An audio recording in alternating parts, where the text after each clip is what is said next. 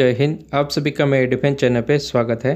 तो आज के डिफेंस अपडेट वीडियो में हम 3 सबसे महत्वपूर्ण टॉपिक के बारे में डिस्कशन करने वाले हैं। तो जो वीडियो की पहली अपडेट है वो 110 किलो न्यूटन के जेट इंजन को लेकर आ रही है। तो अभी फिलहाल जो तेजस मार्क 2 और AMC मार्क 1 फाइटर जेट हैं उनमें 110 किलो न्यूटन के जेट इंजन तो लगने वाले हैं, पर वह पहले अपग्रेडेशन के साथ आने वाले हैं, यानी कि 2035 से लेकर 2040 तक जो तेजस मार्क 2 और AMC फाइटर जेट होंगे उनको पहला अपग्रेडेशन दिया जाएगा। तो अभी फिलहाल शुरुआत में तो तेजस मार्क 2 और AMC फाइटर जेट में GE का F414 INS-6 इंजन ही लगने वाला है, जो कि मैक्सिमम 98 किलो न्यूटन तक की थ्रस्ट को प्रोवाइड करवा सकता है। बाद में जाके 110 किलो न्यूटन के जेट इंजन को लगा जाने वाला है। तो इसके बारे में हम डिटेल से डिस्कशन करने वाले हैं। इसके अलावा जो वीडियो की नेक्स्ट अपडेट है वो नाटो प्लस ग्रुप को लेकर आ रही है। तो अभी फिलहाल भारत ऐसे ग्रुप में शामिल होता है तो भारत को कौन से बड़े एडवांटेज मिल सकते हैं, इसके बारे में हम डिस्कशन करने वाले हैं। इसके अलावा वीडियो की तीसरी और आखिरी अपडेट, तो क्या भारतीय वायुसेना को एक 5th जनरेशन फाइटर जेट खरीद लेना चाहिए AMC से पहले, इसके बारे में भी थोड़ा सा डिस्कशन करने वाले हैं।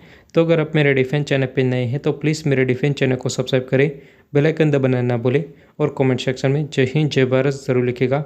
और इसके अलावा अगर आपको मेरा डिफेंस के रिलेटेड कंटेंट अच्छा लगता है तो मेरे वीडियो को लाइक भी कर सकते हैं। और आपको डिफेंस के रिलेटेड कोई भी क्वेश्चन हो तो आप अपना क्वेश्चन कमेंट सेक्शन में ज़रूर लिखेगा, जिसका आंसर मैं अपने आने वाले वीडियो में दे दूंगा। तो आज के डिफेंस अपडेट वीडियो को शुरू करते हैं। तो अभी फिलहाल आप सभी को पता होगा कि AMC मार्क 1 और जो तेजस मार्क 2 फाइटर जेट है उसमें GE का F414 INS-6 इंजन लगने वाला है, जो कि मैक्सिमम 98 किलो न्यूटन तक की थ्रस्ट को प्रोवाइड करवा सकता है विथ आफ्टर बर्नर।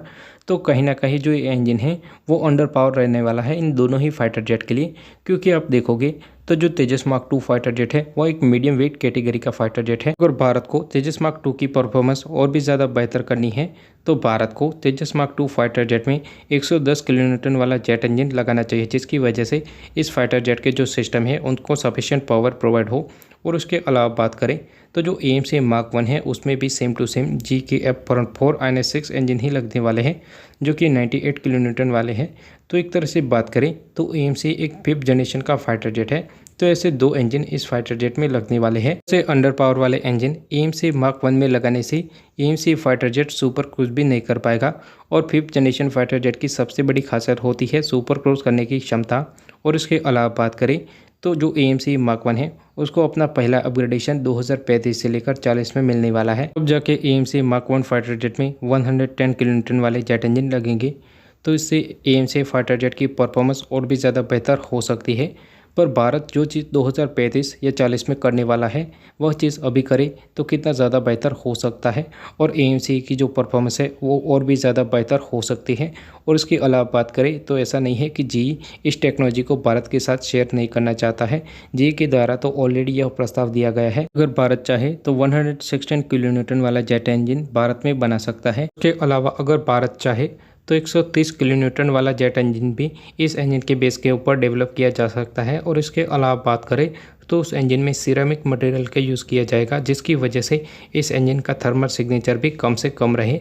तो ओवरऑल बात करें तो भारत को 98 किलो न्यूटन से ज़्यादा पावरफुल इंजन को तेजस मार्क 2 और AMC मार्क 1 फाइटर जेट में लगाना चाहिए, जिसकी वजह से इन दोनों ही फाइटर जेट की जो परफॉर्मेंस है वो और भी ज़्यादा बेहतर हो सके।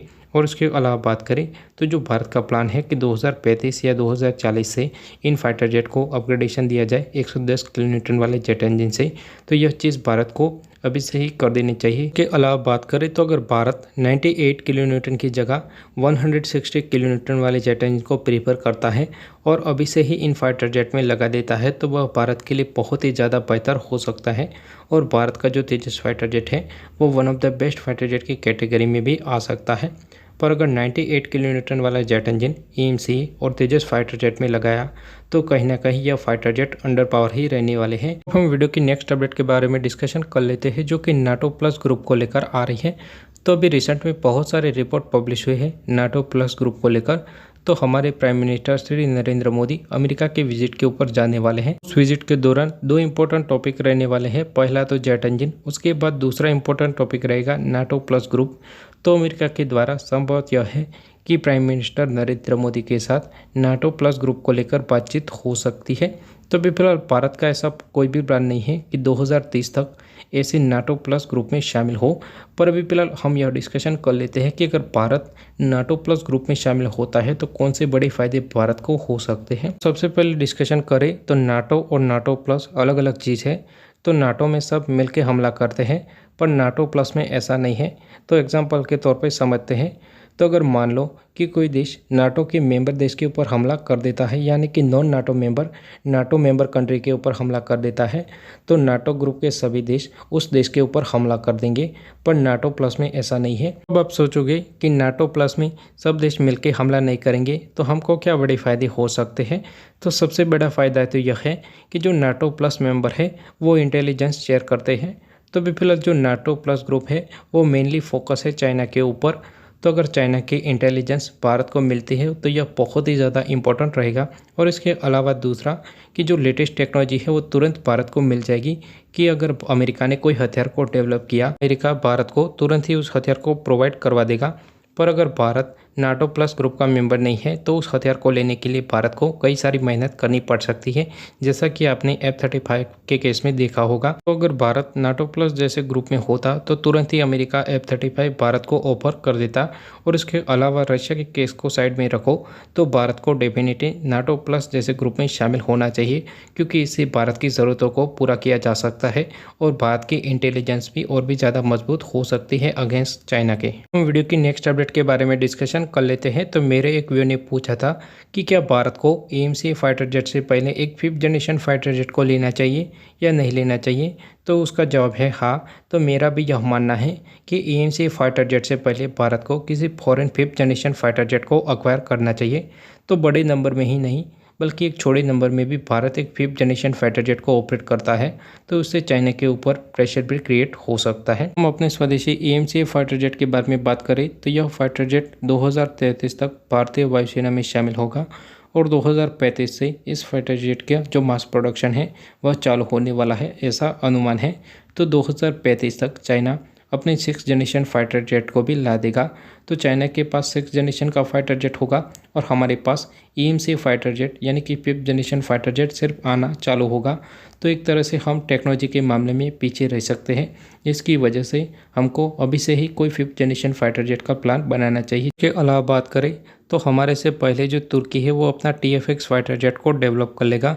और अगर तुर्की ने 5th जनरेशन फाइटर जेट को डेवलप किया तो वह अपना 5th जनरेशन का फाइटर जेट डेफिनेटली पाकिस्तान को देगा। और पाकिस्तान के पास हमसे ज़्यादा पहले 5th जनरेशन का फाइटर जेट आता है, जिस भारतीय वायुसेना के लिए एक बहुत ही बड़ी मुसीबत बन सकती है, जिसकी वजह से भारत को या तो AMC को फास्ट डेवलप करना होगा या तो किसी अन्य देश के पास से एक proper 5th generation fighter jet लेना होगा। तो अगर आपको मेरा इन्फॉर्मेटिव वीडियो अच्छा लगे तो please subscribe my channel. Thank you for watching और वीडियो अंत तक देखने के लिए धन्यवाद।